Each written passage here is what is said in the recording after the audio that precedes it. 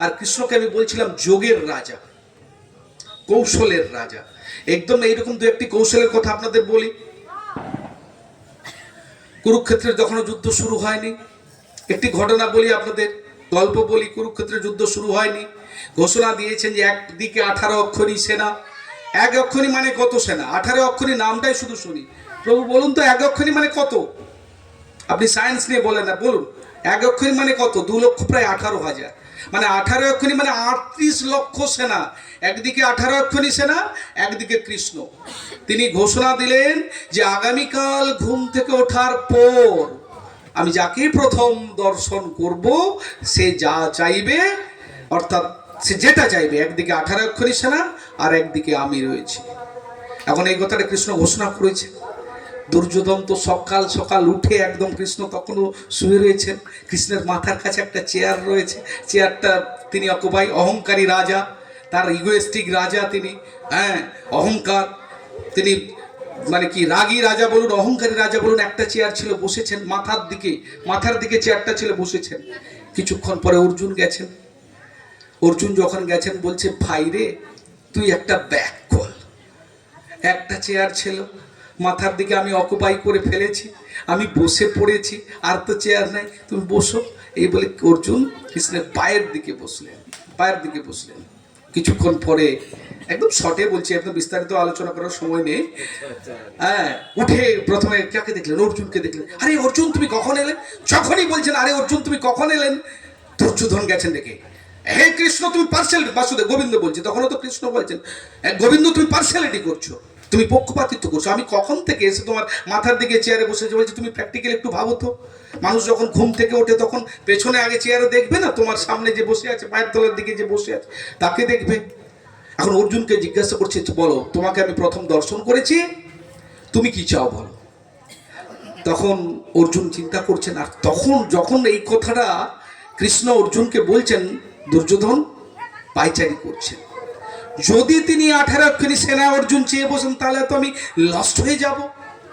কুরুক্ষেত্রের যুদ্ধ তো আমার নিশ্চিত পরাজয়, যদি চেয়ে বসেন। কারণ তিনি মনে মনে ভেবে এসছেন তিনি 18 অক্ষরী সেনা চাইবেন।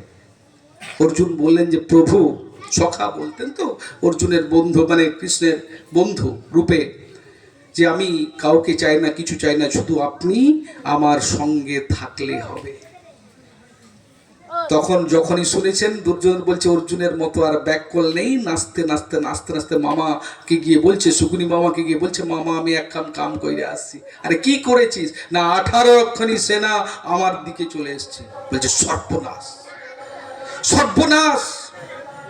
বলে কেন? তুমি গোবিন্দকে চেনো না, তুমি বাসুদেবকে চেনো না। বহু ছলনা করতে পারে, বহু কৌশল করতে পারে, যার জন্য আমরা কিন্তু ধ্বংস হয়ে যাবো। বলছে দূর মামা, তোমার মতো শকুনি মামার মতো তুমি যা ছলনা করো সেই ছলনার কাছে।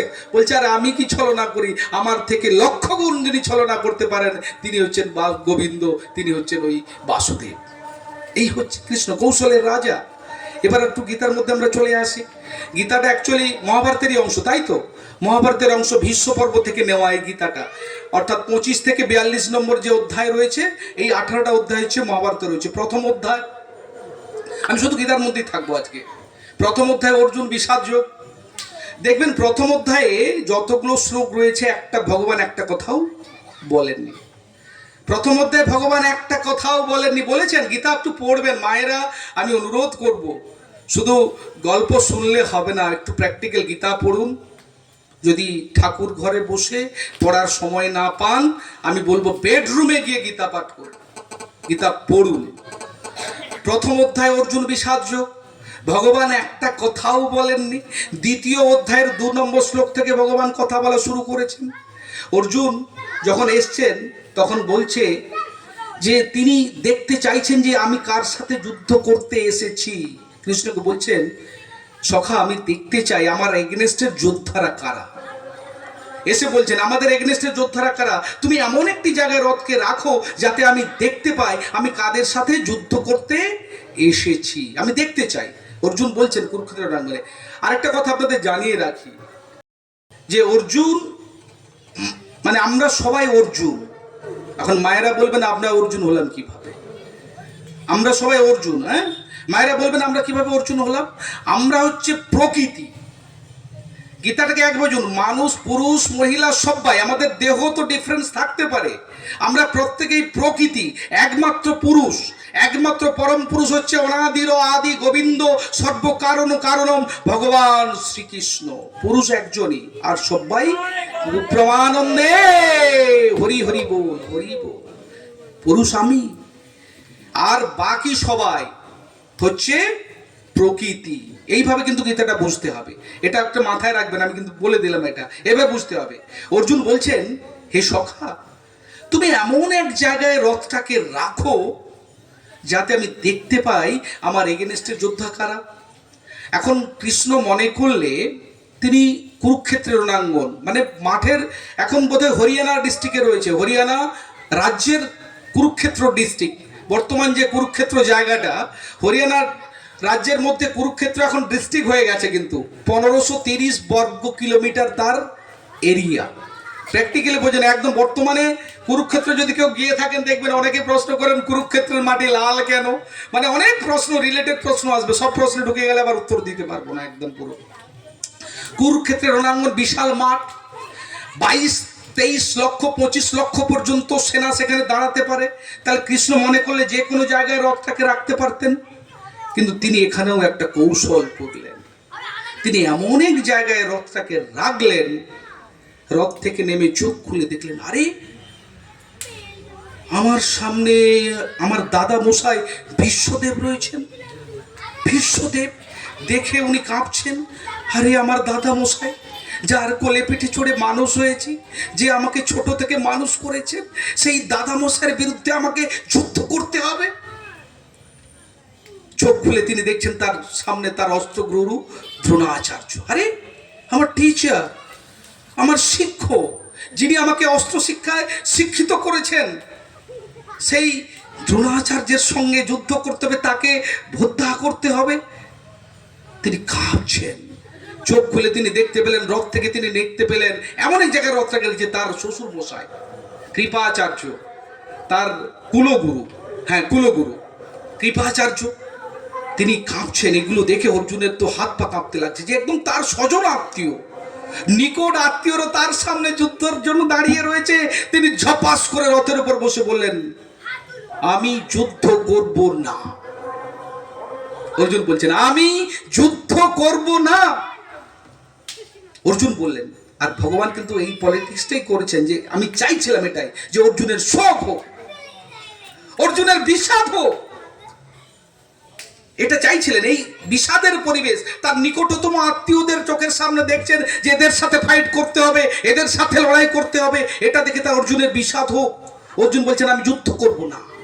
কৃষ্ণ বলছেন, সখা, আমি যুদ্ধ করব না। আমি যদি যুদ্ধ করি সমস্ত পুরুষ, সমস্ত সেনা মারা পড়বে, আর সমস্ত সেনা মারা পড়লে মহিলারা বিধবা হবে, মহিলারা বিধবা হলে মহিলারা ব্যভিচারিণী হবে, আর ব্যভিচারিণী হলে শঙ্কর সন্তান জন্ম নেবে, আর শঙ্কর সন্তান দ্বারা পূর্বপুরুষের পিণ্ডদান হয় না। অর্জুন লজিক, মানে গীতাটা দেখবেন অর্জুন যুক্তি দেখাচ্ছেন, পাল্টা যুক্তি কৃষ্ণ দেখাচ্ছেন। গীতাটা এইভাবে পড়বেন। বলছে আমি যুদ্ধ করব না। কেন? প্রথম যুক্তিটা তিনি যে বলটা থ্রো করলেন, অর্থাৎ কৃষ্ণের উদ্দেশ্যে বলছেন আমি যুদ্ধ করব না। আমি যদি যুদ্ধ করি সমস্ত লোক মারা পড়বে, সমস্ত লোক মারা পড়লে তার স্ত্রীরা বিধবা হবে, স্ত্রীরা বিধবা হলে ব্যভিচারিণী হবে, আর তাদের শঙ্কর সন্তান জন্ম হলে আর তাদের দ্বারা উত্তর পুরুষের পিণ্ডদান হয় না। এখন তৎকালীন যুগে যদি আমরা থাকতাম, হয়তো এই লজিকটা মাথায় আসতো, এই যুক্তিটাই মাথায় আসতো। অর্জুনকে বলছে, আচ্ছা অর্জুন, কৃষ্ণ তখন বলছে, অর্জুন তুমি কথা বলছো জ্ঞানীর মতো, কিন্তু কাজটা করছো মূর্খের মতো। অর্জুন তুমি কথা বলছো জ্ঞানীর মতো, কিন্তু কাজটা করছো মূর্খের মতো। অর্জুনকে মোটিভেট করার জন্য কৃষ্ণ বলছেন যে ক্লৈবম আস্মগময় পার্থ ন এতৎ তৈপপদ্যতে ক্ষুদ্রম হৃদয় দুর্বল্যম ত্যক্তা উত্তিষ্ঠ পরন্তপ। চমৎকার শ্লোক পড়বেন আপনারা, যে অর্জুন তুমি এই হানিত্যের ক্লিবত্বের বশবর্তী হয়েও না। অর্জুন তোমার পক্ষে এটা অনুচিত। তুমি ক্ষুদ্রম হৃদয়ম দুর্বলম, তোমার হৃদয়ের দুর্বলতা পরিত্যাগ করে তুমি উঠে দাঁড়াও অর্জুন। অর্জুনকে মোটিভেট করার চেষ্টা করছে লজিক। হ্যাঁ, আবার দ্বিতীয় অধ্যায়ের 11 নম্বর শ্লোকে ভগবান আরেকটি চমৎকার শ্লোক বললেন অর্জুনকে মোটিভেট করার জন্য। অসচ্চান অন্য শৌচস্তম প্রজ্ঞাবাদাংশ ভাষসে গতা সুঞ্চ নানু শোচন্তি পাণ্ডিতা। চমৎকার একটি শ্লোক বললেন অর্জুন। আমাদের ছেলেরা একটু চুপ হয়ে যাও একটু। হ্যাঁ, সচ্চান অন্য শৌচস্তম প্রজ্ঞাবাদাংশ ভাষসে গতা সুঞ্চ নানু শোচন্তি পাণ্ডিতা। অর্জুন, তুমি অজ্ঞের মতো কথা বলছো, বারবার বোঝাচ্ছেন, অথচ তোমার যে বিষয়ে শোক করা উচিত না তুমি সে বিষয়ে শোক করছো। যারা যথার্থ পণ্ডিত, যারা যথার্থ জ্ঞানী, তারা জীবিত বা মৃত কারোর জন্য শোক করে না। কারণ আমাদের জানা উচিত, কৃষ্ণ বলছেন আমাদের এই দেহটি নশ্বর দেহ, এটা তোমাদের জানা উচিত। ভগবান দ্বিতীয় অধ্যায়ে 27 নম্বর শ্লোকে আরেকটি চমৎকার শ্লোক বললেন। কৃষক বললেন জাতস্য হি ধ্রুবম মৃত্যুর ধ্রুবম জন্ম মৃতস্য চ তস্মাৎ পরিহাজ্যা অর্থে ন তম শোচিত মহর্ষি। অর্জুন, ইউ শুড রিমেম্বার, মনে রাখো, যার জন্ম হয়েছে তার মৃত্যু হবে, আর যার মৃত্যু হয়েছে তার জন্ম অবশ্যম্ভাবী। অতএব তোমার কর্তব্য সম্পাদন করতে তুমি পিছপা হও না, না হলে তোমাকে অধোগামী হতে হবে। অর্জুনকে বোঝাচ্ছেন কৃষ্ণ। অ্যাকচুয়ালি কুরুক্ষেত্রের যুদ্ধটা কিন্তু ভগবানের ইচ্ছার ফলে হয়েছিল বলে সেটা অবশ্যম্ভাবী। কারণ যুদ্ধ করাটা ক্ষত্রিয়ের ধর্ম, যুদ্ধ করাটা ক্ষত্রিয়ের ধর্ম। অর্জুনকে বলছে, অর্জুন, আরে তুমি শোক করছো কেন? তোমার রিলেটিভের জন্য তুমি শোক করছো কেন? অর্জুন, তুমি যতই চেষ্টা করো তুমি মৃত্যুর হাত থেকে তোমার ওই নিকটতম আত্মীয়দের তুমি বাঁচাতে পারবে না। অর্জুন, তুমি যতই চেষ্টা করো, আর তুমি যদি তোমার কর্তব্য পালন না করো তোমাকে অধোগামী হতে হবে। আর অর্জুন, আরে তুমি মারার কি? তুমি বলছো তুমি মারবে, তুমি তোমার শ্বশুর মশাইকে দেখে, তোমার অস্ত্রগুরু দ্রোণাচার্যকে দেখে, তোমার দাদা মশাই ভীষ্মদেবকে দেখে তুমি দুঃখ করছো, আর তুমি মারার কি? চমৎকার সবলে মাই বৈতি নিহতা পূর্বমেব নিমিত্ত মাত্রম ভাব সভ্য সাচিন। আরে তুমি মারার কে? আমি তো ওদেরকে আগেই মেরে রেখেছি, তুমি উপলক্ষ মাত্র। কৃষ্ণ বলছেন অর্জুনকে, তুমি মারার কে? দারুণ কথা বললেন একদম। বলছে তুমি মারার কে? তুমি মারবে বলছো, আর তুমি মারার কে? আমি তো ওদেরকে আগেই মেরে রেখেছি, আর তুমি হচ্ছে উপলক্ষ মাত্র, নিমিত্ত মাত্র। নিমিত্ত একদম ঠিকই বলেছেন যে অর্জুন তুমি যদি না মারো, আচ্ছা অর্জুন তুমি ধরে নাও তুমি যদি না মারো তাহলে ওদের দেহটা মরবে একবার। তুমি তো আত্মাকে মারতে পারবে না। তুমি ওদের দেহটাকে যদি মারো, আমি ধরে নিলাম তুমি ওদের দেহটাকে মারবে, তুমি তো আত্মাকে মারতে পারবে না। আত্মা হচ্ছে পার্ট অফ দ্য গড। আমি একটু আগে বললাম চমৎকার শ্লোক, তিনি আরেকটি চমৎকার শ্লোক বললেন ভগবান, নৈনম ছিন্দন্তি শস্ত্রাণি নৈনম দহতি পাবকঃ ন চৈনম ক্লেদন তাপো ন শোষয়তি মারুতঃ। চমৎকার শ্লোক বললেন। বলছে তুমি দেহটাকেও যদি মারো তুমি তো আত্মাকে মারতে পারবে না। যে আত্মাকে অস্ত্র দ্বারা নৈনম ছিন্দন্তি শস্ত্রাণি, মানে অস্ত্র দ্বারা কাটা যায় না, নৈনম দহতি পাবকঃ, আত্মাকে আগুনে পোড়ানো যায় না, ন চৈনম ক্লেদেন তাপ, তাকে জলে ভেজানো যায় না, আর ন শোষয়তি মারুতঃ, তাকে শুকনো করাও যায় না। এখন একটা কথা বলি এই প্রসঙ্গে, এই যে নৈনম ছিন্দন্তি শস্ত্রাণি, বর্তমান যুগে বিজ্ঞানের আবিষ্কৃত যত অস্ত্রশস্ত্র রয়েছে তার থেকে আপনারা জানুন এই যে পারমাণবিক অস্ত্র আবিষ্কৃত হয়েছে, এখন প্রত্যেকটি দেশের হাতে একটি করে পারমাণবিক অস্ত্র রয়েছে, মানে অস্ত্র রয়েছে। যে অস্ত্র এক একটা দেশকে, এক একটা স্টেটকে, এক একটা রাজ্যকে, একটা দেশকে একদম ধ্বংস করে দেওয়ার মতো অস্ত্র আবিষ্কার হয়েছে। কিন্তু আমাদের মনে রাখতে হবে যে মহাভারতের যুগে যে অস্ত্রগুলো ব্যবহার হতো, ব্রহ্মাস্ত্র, ব্রহ্ম শীর্ষ অস্ত্র, নারায়ণী অস্ত্র, যে নামগুলো শুনেছেন একদম আপনি, ব্রহ্মানন্দ অস্ত্র, ভার্গব অস্ত্র, প্রত্যেকটি অস্ত্র এর থেকে অনেক অনেক অনেক বেশি পাওয়ারফুল, শক্তিশালী। তার গোপন রহস্য এখনকার বিজ্ঞানীরা আবিষ্কার করতে পারেনি। কারণ অশ্বত্থামা যে ব্রহ্মাস্ত্র নিক্ষেপ করেছিল, তার এমন স্পেশালিটি ছিল, শুধুমাত্র পেটের বাচ্চাটাকে, উত্তরের পেটের যে পরীক্ষিত মহারাজ রয়েছে তাকে ধ্বংস করবে, মায়ের কিচ্ছু হবে না। এখন এইরকম অস্ত্র আবিষ্কার হয়েছে, প্রভুরা বলুন একদম আপনারা নিজস্ব চিন্তা ভাবনাতে বিচার করতে বলছি আমি, যে তখন তখন এখনকার পারমাণবিক অস্ত্র প্রয়োগ করতে পারে, এটাকে কন্ট্রোল করতে পারে না, এটাকে নিষ্ক্রিয় করতে পারে না, তখন নিষ্ক্রিয় করতে পারত। অশ্বত্থামা কিন্তু শুধু নিয়োগটা করেছিল, অস্ত্র প্রয়োগ করেছিল, কিন্তু অস্ত্র প্রত্যাহার শেখেনি, অস্ত্র নিষ্ক্রিয় শেখেনি, সেটা অর্জুন জানতো। এবং অশ্বত্থামার ব্রহ্মাস্ত্র থেকে কে রক্ষা করেছেন? পরীক্ষিত মহারাজকে। কে রক্ষা করেছেন? দ্রৌপদী উত্তরা যখন প্রার্থনা করেছেন, ভগবান কৃষ্ণ কিন্তু ব্রহ্মাস্ত্র থেকে রক্ষা করেছেন। তাহলে আমি এই কথাটা বোঝাতে চাইছি যে মহাভারতের যুগে যে ব্রহ্মাস্ত্র, ব্রহ্মশ্রীর অস্ত্র, ভার্গ্রব অস্ত্র, নারায়ণী অস্ত্র, যা অস্ত্র ছিল এখনকার থেকে অনেক বেশি শক্তিশালী, অনেক বেশি পাওয়ারফুল। এটা অন্য প্রসঙ্গে আমি কথাটা বললাম। তাহলে অর্জুনকে বলছে তুমি তো তোদের দেহটাকে মারবে, আত্মাকে তো মারতে পারবে না।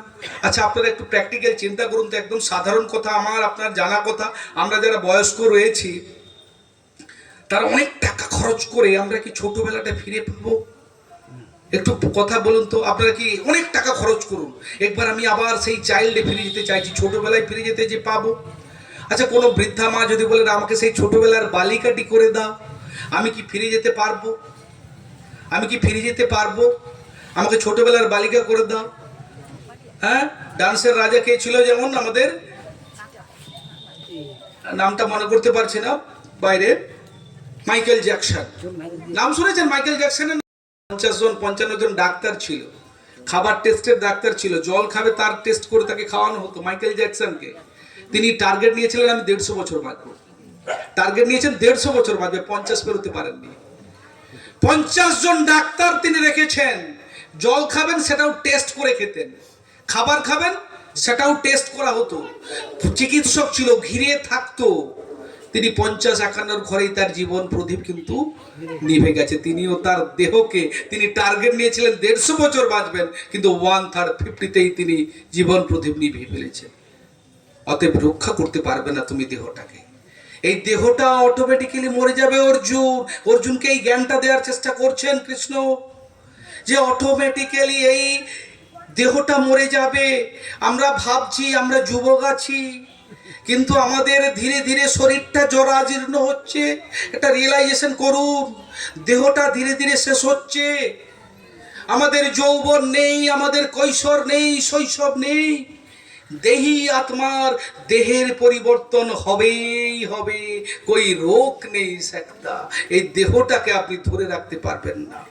আমাদের দেহটা হচ্ছে নশ্বর দেহ, এই জ্ঞানটাই কিন্তু ভগবান কৃষ্ণ অর্জুনকে দেওয়ার চেষ্টা করেছে। ভগবান হচ্ছেন আত্মা, হচ্ছে সৎ চিত আনন্দ। সৎ মানে কি? Ever existing. সৎ মানে সচ্চিত আনন্দ, এই শব্দটা বলেন আপনারা, আমি শুনেছি অনেকবার যে ভগবান সচ্চিত আনন্দ। সৎ মানে কি? What is the meaning of সৎ? সৎ মানে এভার এক্সিস্টিং, মানে শাশ্বত। চিত মানে কি? সচ্চিত। চিত মানে কি? কনসিয়াসনেস, কনসাস, চেতন। চিত মানে চেতন, আর ব্লিস মানে সচ্চিত আনন্দ, আনন্দ মানে ব্লিস, আনন্দ। এই তিনটি ম্যাটেরিয়ালের সমাহার হচ্ছে ভগবানের স্ট্রাকচার, আত্মার স্ট্রাকচার। আত্মা এবং ভগবান বা আমরা, জীব এবং ভগবান গুণগত দিক থেকে কিন্তু একই, কিন্তু পরিমাণগত দিক থেকে আলাদা। আমরা হচ্ছে অতি ক্ষুদ্র, মানে অণু পরমাণুর সমান। আমরাও ভগবানের গুণগত দিক থেকে আমরাও কিন্তু রয়েছে ভগবানের অংশ, কিন্তু ভগবান বিভু চেতন ব্যক্তিত্ব, তার কথা আমরা উই ক্যান্ট ইমাজিন, কল্পনা করতে পারবো না। আমরা হচ্ছে অণু পরমাণু। তাই অর্জুনকে বলছেন, অর্জুন দ্বিতীয় অধ্যায় সাংখ্যযোগ, সাংখ্যযোগ দেখবেন গীতার দ্বিতীয় অধ্যায় সাংখ্যযোগ। তো সাংখ্যযোগে একদম দেখবেন যে খবরের যে হেডলাইন্স দেখানো হয়, টিভিতে যে খবর দেখানো হয়, তার প্রথমে হেডলাইন্স দেখানো হয়, তারপরে সেই খবর ধরে ধরে ব্যাখ্যা করা হয়। তারা যারা গীতার মধ্যে কি আছে সেটা যদি জানতে চান আপনারা শুধুমাত্র সাংখ্যযোগটা পড়ে নেবেন, শুধুমাত্র সাংখ্যযোগটা একদম হেডলাইন্সের মতো রয়েছে। ওই জন্য দ্বিতীয় অধ্যায় বারবার ঘুরে এসছে আমার আলোচনার মধ্যে। দ্বিতীয় অধ্যায়ের 13 নম্বর শ্লোকে ভগবান তাই বললেন, দেহীন অস্মিন যথা দেহে কৌমারম যৌবনম জরা তথা দেহান্তর প্রাপ্তি ধীরস্তত্র ন বুঝ্যতি। আত্মা এক দেহ থেকে অন্য দেহে স্থানান্তরিত হবেই। যারা ধীর ব্যক্তি, যারা জ্ঞানী ব্যক্তি, যারা প্রকৃত ভক্ত, তারা কখনো এই ধরনের পরিবর্তনে মুহ্যমান হয় না। তাই গীতায় শ্রীকৃষ্ণ অর্জুনের মাধ্যমে এইরকম অনেক জ্ঞান প্রদান করেছেন, অনেক জ্ঞান প্রদান করেছেন। তবে আজকে আমি আমাদের যেহেতু সাধারণ ভক্ত, আমি বলেছিলাম একদম যারা ভক্তি জীবনে আমরা প্রবেশ করেছি বা প্রবেশ করতে চাইছি, একটু ভক্তি জীবনকে এগিয়ে হতে চাইছি, তাদের মধ্যে যে 4-5টি জ্ঞান দিয়েছেন সেটা একটু বলবো, সেটাই আলোচনা করছি। অর্জুন বলছে যে অর্জুন, তুমি বলছো তুমি কাজটি করবে না, আবার ফিরে আসি টপিকে, তুমি বলছো তুমি কাজটি করবে না, কিন্তু তোমার দ্বারাই কাজটি হবে। ভগবান শ্রীকৃষ্ণ কিন্তু বারবার অর্জুনকে বলছেন, তুমি বলছো তুমি কাজটা করবে না, তুমি যুদ্ধ করবে না, কিন্তু অর্জুন তোমার দ্বারাই কাজটি হবে। তুমি ক্ষত্রিয়, বারবার বলছেন তুমি ক্ষত্রিয়। ক্ষত্রিয়ের স্বভাব ধর্মের বিরুদ্ধে যুদ্ধ করা, ক্ষত্রিয়ের স্বভাব হলো অসত্যের বিরুদ্ধে লড়াই করা, আর ক্ষত্রিয়ের স্বভাব হলো অপরাধের বিরুদ্ধে লড়াই করা। তুমি না করলে তোমাকে অধোগামী হতে হবে। বারবার বলছেন, তুমি ক্ষত্রিয়ের ডেফিনেশনটা ভুলে যাচ্ছ, ক্ষত্রিয়ের সংজ্ঞাটা ভুলে যাচ্ছ। এক কাজ করো অর্জুন, তোমাকে কিচ্ছু করতে হবে না, তুমি আমার কাছে আত্মসমর্পণ করো। তুমি অনেক চিন্তা করেছো, তুমি আমার কাছে আত্মসমর্পণ করো। অর্জুনকে ভগবান বলছেন, হ্যাঁ আত্মসমর্পণ করো। কারণ অর্জুন ভগবানকে আটকানোর চেষ্টা করছেন, ভগবান আবার অর্জুনকে বোঝাচ্ছেন, বলছে তোমাকে কিচ্ছু করতে হবে না অর্জুন, তোমাকে এই কাজটা করতে হবে, আমি যা করার করে নেব, তুমি আমার কাছে আত্মসমর্পণ করো। হ্যাঁ আত্মসমর্পণ করো। তখন অর্জুন আবার পাল্টা যুক্তি দিয়েছেন। সপ্তম অধ্যায় জ্ঞান বিজ্ঞান যুগে চলে আসুন। 14 নম্বর শ্লোকে অর্জুন বলছেন যে দৈবী হেসা গুণময়ী মম মায়া দূরত্বয়া। বলছে আচ্ছা সখা, তুমি যে বলছো তুমি তোমার কাছে আত্মসমর্পণ করতে বলছো, তুমিই তো বলেছো যে দৈবী হেসা গুণময়ী মম মায়া দূরত্বয়া। তুমি তো বলছো আমার মায়ার বাঁধন কাটানো যায় না, মায়াকে কাটানো যায় না, মায়া ত্রিগুণাত্মিকা, মায়া কে দূরতিক্রম্য মায়া। আমার আত্মীয়দের দেখে আমার মায়া হচ্ছে, আমি সেই মায়ার বাঁধন কাটাবো কি করে? তখন কৃষ্ণ বলছেন, আরে অর্জুন, তুমি শুধু আমার উপরের কথাটা শুনে নিয়েছো, আমি যে পরে কি কথাটা বলছেন তার ব্যাখ্যাটা তো তুমি করছো না।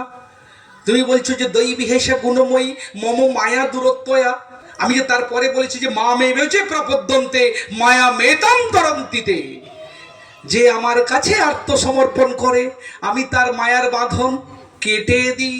মামেব যে প্রপদ্যন্তে, প্রপদ্যন্তে মানে কি স্যারেন্ডার, যে আমার কাছে স্যারেন্ডার করে, আমার কাছে আত্মসমর্পণ করে। আমি প্রথমে বলেছি সত্যি কথা যে মায়ার বাঁধন কাটানো যায় না, মায়া দূরতিক্রম্য ত্রিগুণাত্মিকা। হ্যাঁ তোমার মায়া হচ্ছে আমি বুঝতে পেরেছি, কিন্তু আমি তো এটাও বলেছি যে মা মেব যে প্রপদ্যন্তে মায়া মেতাম তরন্তিতে, আমার কাছে যে আত্মসমর্পণ করে আমি তার মায়ার বাঁধন কেটে রয়েছে।